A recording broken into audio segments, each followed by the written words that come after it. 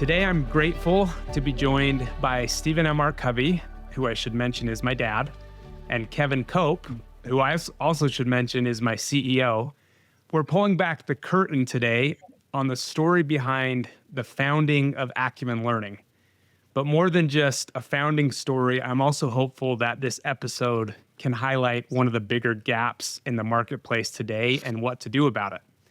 So I thought we'd start, and let's go way back, even before Acumen Learning existed, back to the Covey Leadership days. And this was around the time that the 7 Habits of Highly Effective People was released. So we're talking late 80s, early 90s. So Dad, and I'm not going to call you Stephen, I'm going to call you Dad because it's just too weird to call you Stephen. So at the time, you were the CEO, and you were at the time working closely with Kevin. And my understanding is that you saw a gap within the Covey Leadership organization around business acumen. So I'm wondering if you could take us back to that time and maybe reflect on what you saw and what you did about it. What was happening at the time was 7 Habits had come out and was doing great, and people were loving it. And we found that our mission was so big, and where we were at as a company in terms of financial strength and economic might was just not at all on par with where our mission was. and we were doing all kinds of things that were great things to do, but a lot of them we couldn't make money at, and they took a lot of resources to do. And so it started to kind of put a strain on us financially. We'd had 11 straight years of negative cash flow and a lot of debt. So if you do the math on that, we were going to, high growth, low margins, no outside capital. We're going to run out of cash at some point. And we were so mission driven that we were not focused enough on running ourselves like a business. So when I got in as CEO, that was one of the first things I saw that we needed to do is we needed to run ourselves like a business. We needed more business awareness, business acumen, really, at every level with our executive team, and with our salespeople to run ourselves like a business, and that we could actually do better in the long run with our mission if we became a good business too. So we tried not to present it as either or, kind of are we a mission? Are we a business? We tried to say, no, we're a third alternative company. We're a business with a mission. We're a business that matters, a business that makes a difference, but we have to see ourselves like a business. Kevin and I, in talking about this, because Kevin was running all of the sales and delivery organization, and I was the CEO, we recognized the need that we needed to run ourselves like a business. We needed to learn and apply business thinking, business principles. We needed business acumen. So we created our own version of it, and we went out and we got this book called Finance and Accounting for the Non-Financial Professional or something like that. And I asked everyone on the executive team to read the book. And then our extended leadership team, we got to read this book. We got to learn how to think like a business and understand business. And then at some point, we even took it to salespeople. And the whole idea was that we could do better with our mission if we ran ourselves like a business and a mission-driven business. And we adopted the mantra, there's no margin, there's no mission. And so we learned this idea, and we did our very best to kind of learn business acumen as a company. And actually, it really did help us because we turned ourselves around financially. And we figured out a good business model. And with that in place, suddenly we could do everything better. And now we had choices and options that we really didn't have before. And we didn't run out of cash. We actually grew, and we gained enormous financial strength when we began to see ourselves like a business and run it like a business. But we needed that kind of thinking, that mindset, and the skills to get us there. And that was kind of our first foray into the idea of saying, wow, business acumen is a game changer. And it was for us. Kevin, did I get it right? Is that what you were calling? Yeah, no, you got it right, Stephen. Yeah, it was really a bit of a defining moment, for the organization. Matter of fact, Stephen, your father, and Stephen H., your grandfather, Stephen R. Covey, used to say kind of that idea too, no margin, no mission. And I really admire companies that get both right, kind of an elevated sense of mission as well as an elevated sense of the importance of margin. Because if you've got margin in place, you really can, as you just said, Stephen, you really can enhance, fuel an important mission, which we were able to more fully do as an organization. Yeah. So no margin, no mission. It became kind of our mantra. And because it was hard, because I had a lot of the mission-driven people that loved who we were and what we were about, put pressure on me of, wait a minute, why are we slowing down in this initiative? This really works in communities. And it did, but there was no one to pay for it. and we had to figure this out, and we really had to adopt that mantra. If there's no margin, there's no mission. And we had to think like a business, but we didn't want to be an ordinary business. We wanted to be extraordinary. So I like how Kevin says it was superordinate. It was not just to be an ordinary business. No, it was to be an extraordinary business. Business acumen really changed our ability to perform and therefore to carry forward the mission.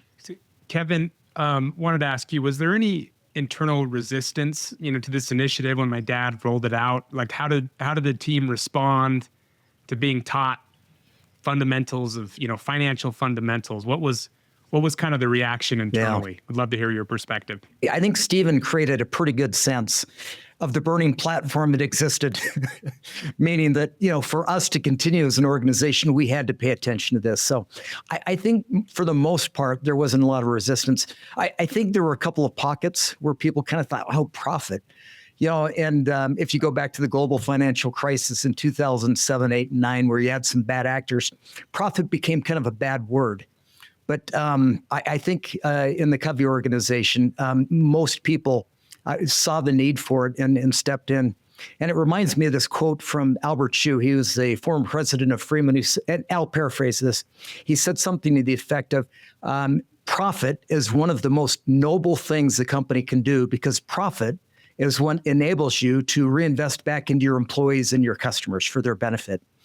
And so I think we sort of saw the importance and also the enabling attribute that profit could bring into the organization. So I think for the most part, people would see the need and also see the real mission-oriented reason why we needed to focus on profit. But I remember there was some resistance. You would have gotten it more than me. I was just heading up the sales and delivery organization while you fundamentally were CEO. So yeah, you would have gotten more pushback than I heard. And the pushback was not so much why we adding this margin element to it, this business element, but more, why can't we still move forward with doing this initiative or this, product for this, group of people? And I'll use communities as an example. We had this community initiative. It was a great initiative, but we couldn't make money at it. There was no one to pay for it. I had some pushback saying, does your dad know that you're clamping down on all these things? And I said, well, he does, and he's supportive, because the goal is not that we're trying to get rid of these mission-driven initiatives, but rather that if we can run ourselves like a business, we can do more mission-driven initiatives. It's interesting to hear kind of background story about something like the 7 Habits, where today it's a huge brand, has sold all of these copies, but that it would not have had the same success or impact without pairing it with this business acumen training internally. So Kevin, was there a moment where you realized, hey, we're doing something here at Covey that other companies need? So maybe not just internally here at Covey, but when was the moment where you said, hey, there's something here potentially for other businesses? Yeah. Probably, that came for me after I'd left the Covey organization. And quite frankly, that didn't come from, I knew it was powerful. The idea of business and financial acumen. At the time, it was important for us at Covey to act that way. But to add it to our curriculum there, didn't come to my mind until the fall of 2002. When we started talking about what organization did we want to form. And it was actually, as Steve and I were talking and reflecting on what we did at the Covey organization, I'm going to give a lot more credit to Stephen, what he was doing at the Covey organization, that boy, if that was important to us, wouldn't that be a broader need in the marketplace as well? And so it came more about us as we were reflecting on other ways to contribute, out in the marketplace, and remembering that was something that was important to us in the early Covey organization. Yeah, because we saw how it literally kind of turned us around financially. 7 Habits could reach more people, not less, because we got financially strong and we figured out a business model. And it was upon that kind of later reflection, as Kevin and I were thinking about, because we wanted to do something together. And we brainstormed and we said, what about this financial approach, this business acumen approach that we applied here at Covey that really changed everything?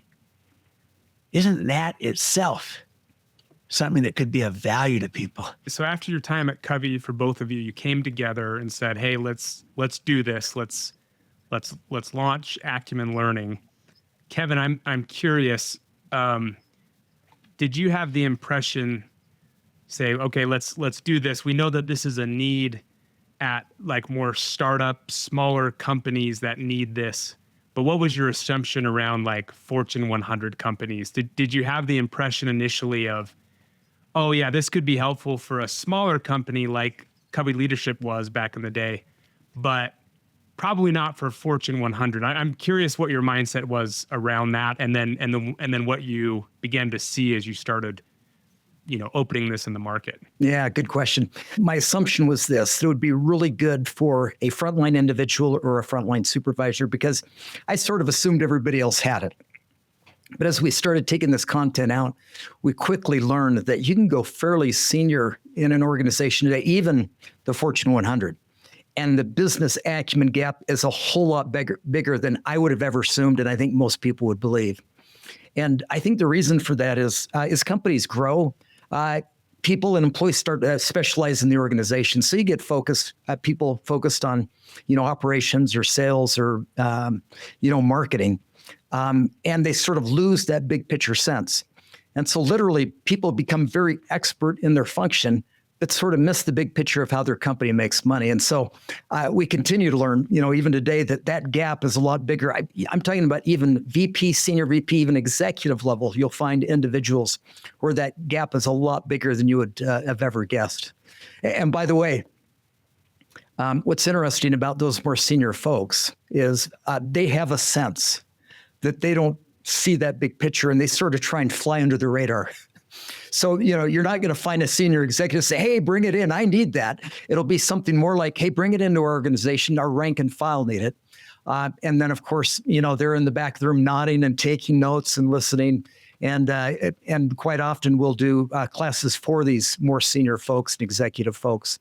And so, again, it's really surprising how big that gap is. But as I look at it, it's very understandable. People are smart. And again, they're expert in the field that they know. But they get so immersed in that, they don't often have the chance to step back and really see it in perspective of how the overall company makes money and their contribution to that. And of course, that creates challenges when you have individuals, especially senior line leaders, making decisions that might be good for their function, but not necessarily good for the overall organization. It makes sense. So Kevin, one thing I wanted to ask you about is the early days of Acumen Learning, kind of the startup grind period of this. What was it like for you to go from being on an executive team at Covey to then doing day in, day out cold calls? I mean, one thing I'll say for people listening is Kevin's a fantastic leader and CEO at our company, because he's willing to do, quote unquote, the grunt work, if you will. And I just would like to hear what those early days of Acumen Learning were like from your perspective.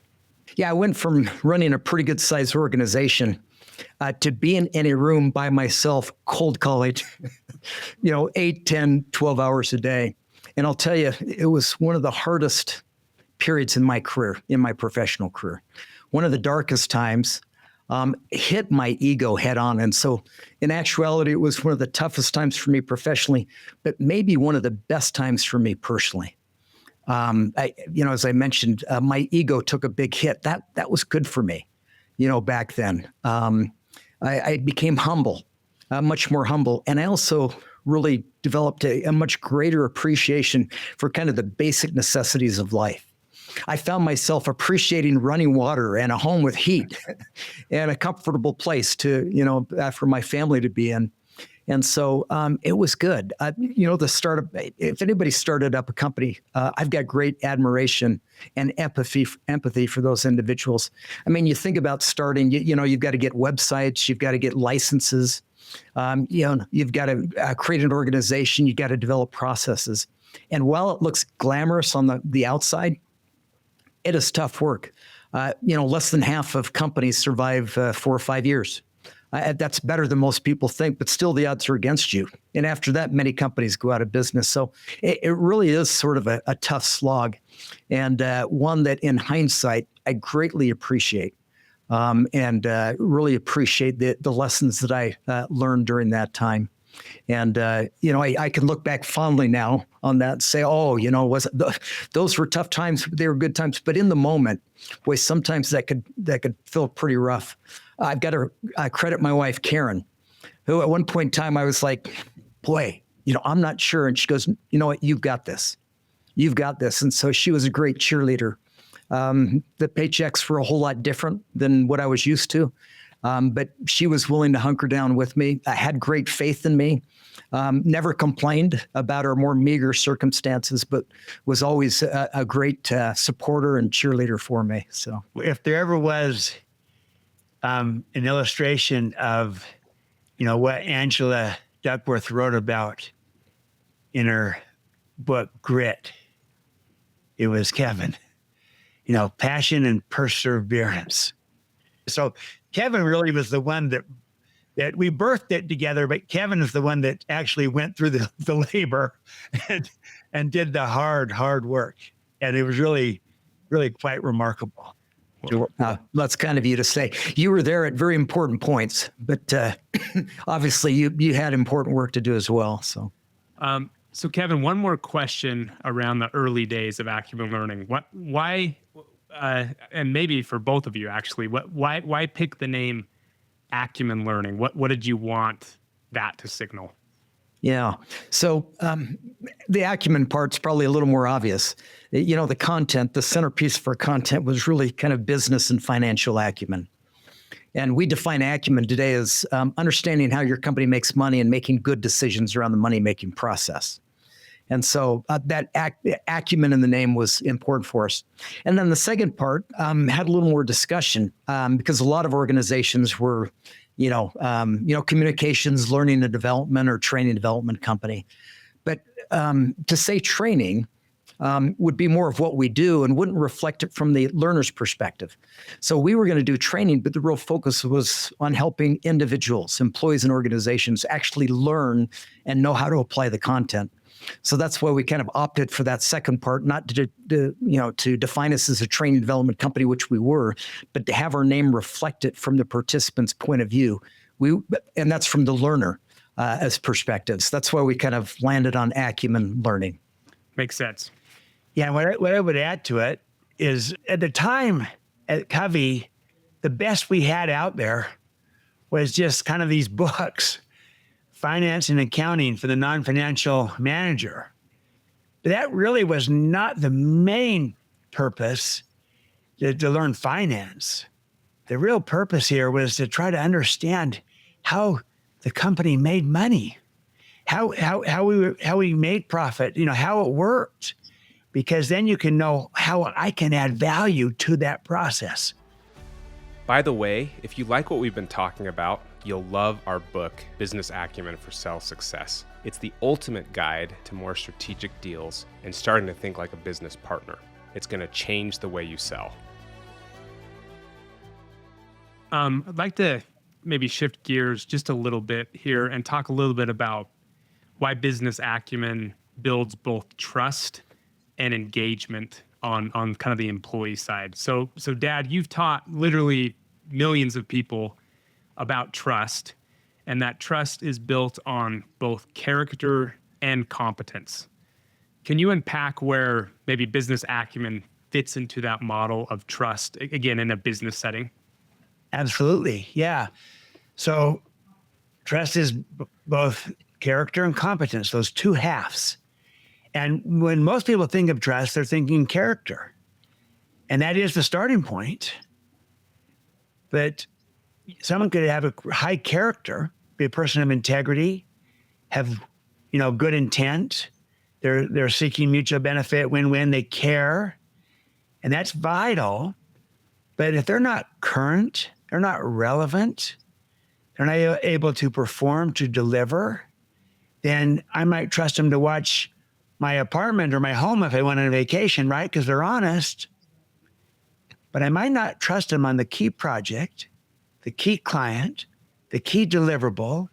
It has to be done well and on time if they don't have a track record of performing, or if they're not capable of performing because they're not relevant or current with the skills, the competencies that are needed. So I need that competence half just as much as I need the character half. And the business acumen kind of represents that competence, because I put the competence into two halves of competence. There's your capabilities and your results. And so capabilities is referring to your talents, your expertise, your knowledge, having business acumen, understanding how the company makes money, understanding how I can impact that. If I can have those capabilities, I will be more trusted. I'll be a more trusted partner.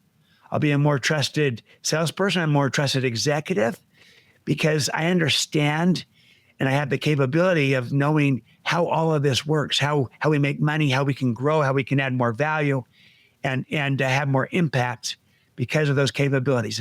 And that's where the business acumen is so helpful, because it makes all of us more relevant in a world in which it's very important that we can deliver and we can do what we say that we're going to do. And so that's where it fits in beautifully. It's the competence half of the character competence construct. Yeah, and Stephen, maybe I can jump in on the engagement side of that. Gallup every year does a study of engagement around the world, employee engagement around the world. And I think they put the cost of lack of engagement in 2024 at $9 trillion globally and about $2 trillion in the United States. And I think those that were engaged is at about 32%. And that number's not been improving over the last, little while. And so engagement continues to be a big challenge for organizations. And so here's what we find. And I love this idea that people work hard for a paycheck, harder for a person, and hardest for a purpose. In other words, when people are really clear on how they matter, how they make a difference in an organization, how they fit in, they're going to be much more engaged. And so when people get really clear on how the company makes money and understand how they align to that, how they can be a part of that, how they can make a difference in the organization, they're going to be much more engaged. You often hear the term, I want a seat at the table. Well, you know what they're talking about at the table is how the company is performing, how we're doing against our goals and how can we improve that. And so people with business acumen who have an understanding of not only their function, but also the big picture of how the company makes money, they're more likely to make the right decisions. They're more likely to align their decisions and their action and their teams to what the company needs. And so that creates engagement for employees and also creates much better business results for organizations. So I see this content having a big impact and influence on the engagement of employees and organizations. And, especially since COVID. And it was, post-COVID, shortly thereafter, was termed the Great Resignation, because employees, either wanting to work differently or at home, recognized and really insisted in this kind of younger generation in the workforce really wants to do work that's meaningful and work that matters to them. And so again, creating that alignment between an individual and how they align to what the company needs is an important aspect of creating employee engagement. I agree completely. And we even saw that a little bit going back to the Covey days, that this was really helpful when we trained our salespeople. They felt they understood how it all worked. And they knew that as a company, we had to kind of get strong financially, and they felt a sense of purpose. And that engaged them even more. They already were engaged because of the content, but they became more engaged when they felt like they could have an impact on what needed to happen. So you're right on, Kevin. It's suddenly, if I can see how I contribute to this, how I link to it, how I can have an impact on it, and suddenly I have got a greater purpose, and that engages people like maybe nothing else. Yeah. Matter of fact, Stephen, if you think about it, trust can also exist in organizations that have character and competence. You think of shareholders or owners or stakeholders to an organization. If they can count on not only the integrity of the company, but its ability to perform, that also builds trust. And I think about it even with our clients. If we ourselves can't run a viable organization, I think, we lose credibility. I think companies want to be tutored and taught and engaged with suppliers and organizations who actually practice what they teach. They run a great organization, and a great company. A great organization meaning they treat their people well, they engage them, they have a strong culture, and also companies that grow profitably and sustainably, which is what many companies, most CEOs, if you were to ask them, what's your ultimate goal? It's to grow profitably and sustainably, over time. And so again, building trust not only with individuals, but also trust in organizations that are a good business and also a great organization. And trust in the marketplace with your customers and partners and with your stakeholders, including investors or shareholders, because you'll do what you say you're going to do. Yeah. And suddenly the trust is both internal and external. It's inside out. Yeah. So Kevin, you've worked with companies that were going through tough transitions like new leadership, layoffs, or major pivots. Can you share a story where business acumen helped either restore trust or rebuild alignment with those teams? Yeah. So this would have been, a few years back. We were working with a major manufacturer, and it's a manufacturer, billions of dollars in annual revenues. And they had a union labor force. And every few years, they'd have to renegotiate, a new contract, a new labor contract. And for this organization, that was a real painful process. High distrust between management and labor, hard to get them on the same page, each fighting for their respective, interests. And so they were coming up on this next negotiation with a little bit of trepidation. And the CEO asked me if I would take the company's lead negotiators, and also the labor union top negotiators, get them in the room together and talk about business acumen, and in particular, how this company was performing, so that they could all get on the same page. And so I had a couple of days with this team together. And so we first, built the principles and ideas of business acumen, and then we really applied that to the company's performance. And this was an organization that had been growing nicely, but their margins were quite thin. And Wall Street was worried about that, and the executive team was worried about that as well. So as I went through there, you could see the lights going on from sort of both sides, especially the union side, where they got a real sense of how their company was being viewed by shareholders and by the executive team. And as we kind of dug into that, they had a lot of questions. Well, tell me about this. How does that stack up with other companies? What have we tried to do to improve that? How's that worked out? And so we had a really robust discussion where both sides were able to dive into the numbers and performance together to get a real baseline of where the company was.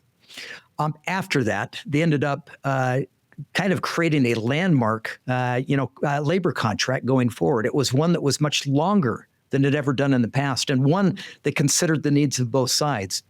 And so I think that was a real turning point for this organization, where both sides, both the union side and the management side of the organization, were able to come together, see the problem and the concerns is out there, not each other.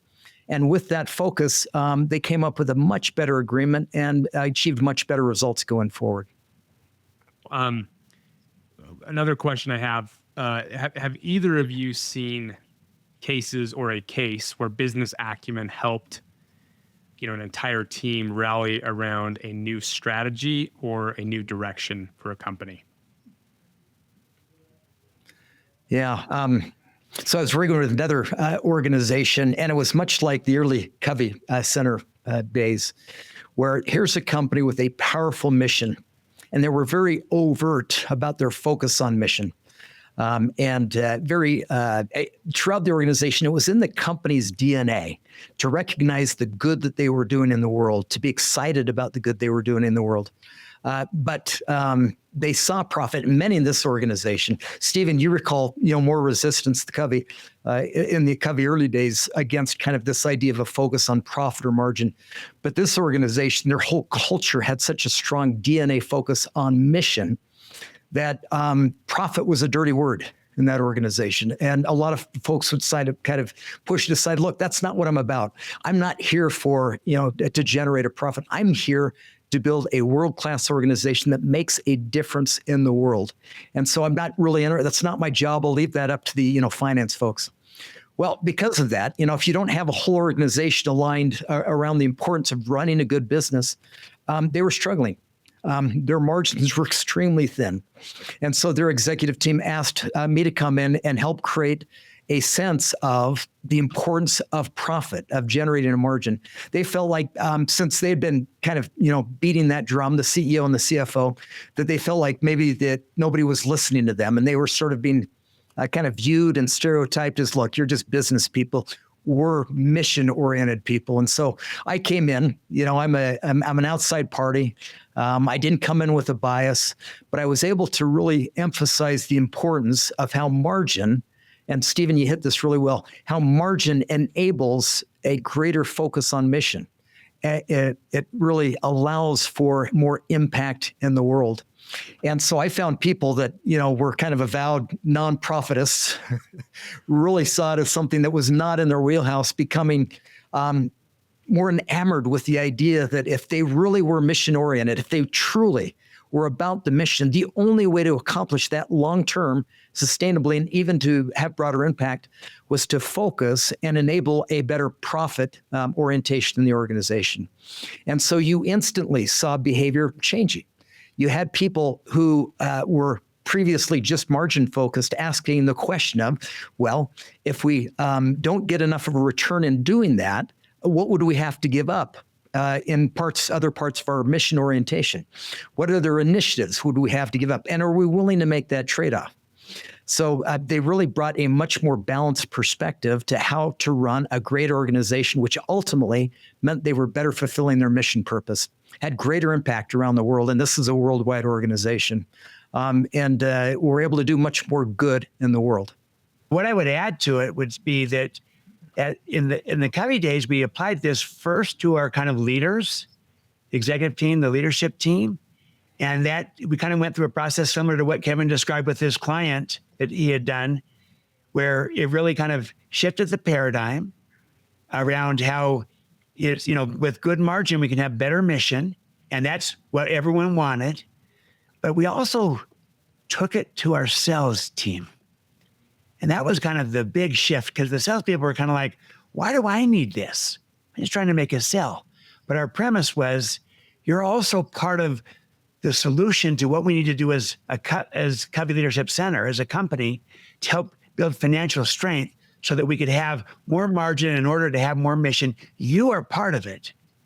And you can help us do this in making better deals and the like. But we also told them that this will help you be a better value-added partner to your clients and to your prospects. And that's what happened, is that they not only helped the company, they helped their clients better, because with a business acumen focus, they could go in and understand how those companies that they were trying to serve, how they made money, and therefore how what we were offering them could help them better succeed in being more profitable and therefore more sustainable and have more purpose for them. And that was kind of a bonus that people weren't expecting. And when they saw that suddenly as salespeople, they not only were helping our company more by understanding how they could make better deals, but they were helping their clients succeed better. That was very exciting, that they helped their customers as well as the company, and therefore also themselves. Yeah. Matter of fact, Stephen, probably 25 to 30% of our training, our work is with sales organizations. Really?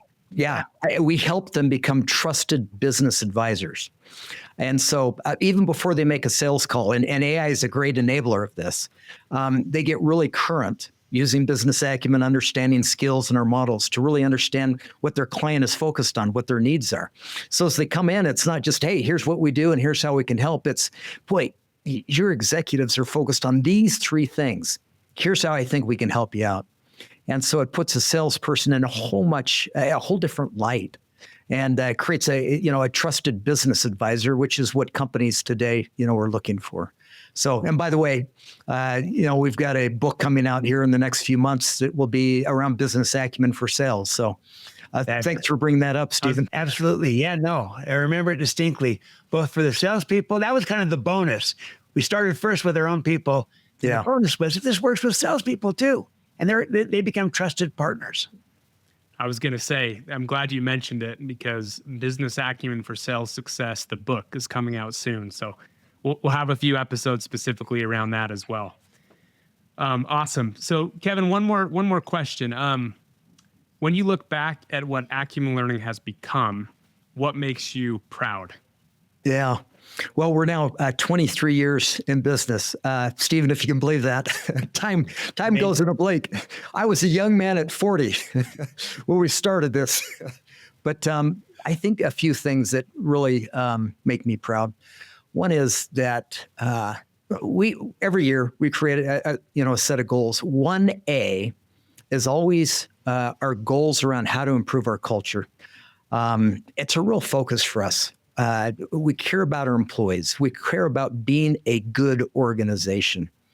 And that's paid off with better business results.